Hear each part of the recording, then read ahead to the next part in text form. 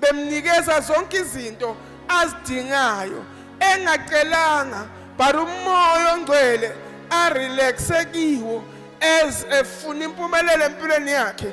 Lo moya ongcwele wawubhiza uhamba ukhuluma nalamakhosi, ukhuluma nalophethe izinto, uthinta bonke abafanele athi hambisani izinto kuSolomon. Engalwanga uSolomon, engajulukanga uSolomon, engakhalanga wathandaza wacela izinto uSolomon, kodwa uNkulunkulu kuphela wayemnikeza ukuhlakanipha. So ngifuna ukuthi kunezinto esiphila kizo, siphile empilweni yethu emhlabeni sikhandleka. Bazalwane, umoya okukhandleka uNkulunkulu ngathi angasisiza namhlanje ngesingene ekuphumuleni kwakhe, ngesingene sizifuna izinto, sithi sisebenza sizenza izinto but sirelaxile kumoya ongcwele, simazi ukuthi umoya ongcwele uyenza, unesikhathi sakhe futhi unendlela yakhe.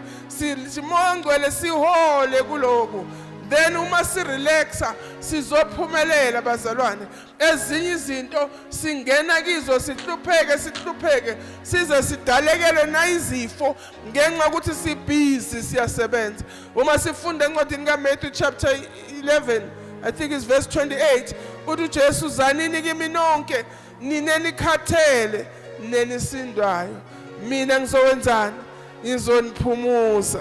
Hallelujah. Zanini kimi nonke enikhathele nenisindwayo, mina ngizoniphumuza. Hallelujah. Umuntu akufuneka ahambe ethwele nzima, akufuneka uhambe usindwa, kodwa hamba ulula, letha kuye. Yebo, sometimes understand ukuthi ushoma silethe izono kuye, kodwa ngisho nasempilweni yethu yokukholwa simele ukuthi silethe kuye every load, yonke into esindayo, yonke into esifostela ukuthi sikhandleke ukuze ikwazi ukwenzeka, ilethe kuye. Lo nkulunkulu uthi mina ngizokunika ukuphumula. Ngamagama impumulo itholakala kubani?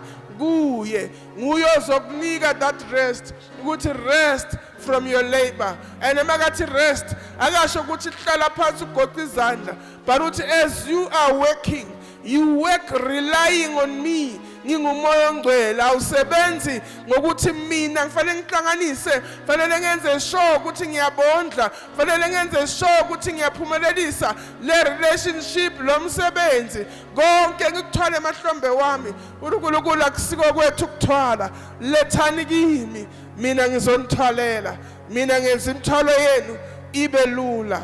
Kanjani? Ngomoya ongcwele. Wayengeka rest uNkulunkulu if umoya ongcwele wayengekho ezulazula esasebenza. So ukuphumula kuvele kutheni?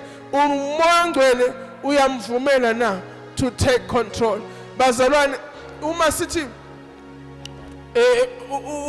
uNkulunkulu waphumula, sisho ukuthi waphumula ekusebenziseni imijuluko, ukukhandleka kwakhe, ukuhlanganisa kwakhe, wafikelela esukwini la aphumula khona, la khona though wayekwazi uNkulunkulu ukuthi angenze ezinye izinto empilweni yomuntu, sekanaka umuntu, sekanake konke, sekadlulile ekudaleni, kodwa wayerelaxile ngoba umoya ongcwele wayekhona. Ngisho ukuthi relaxa kumoya ongcwele.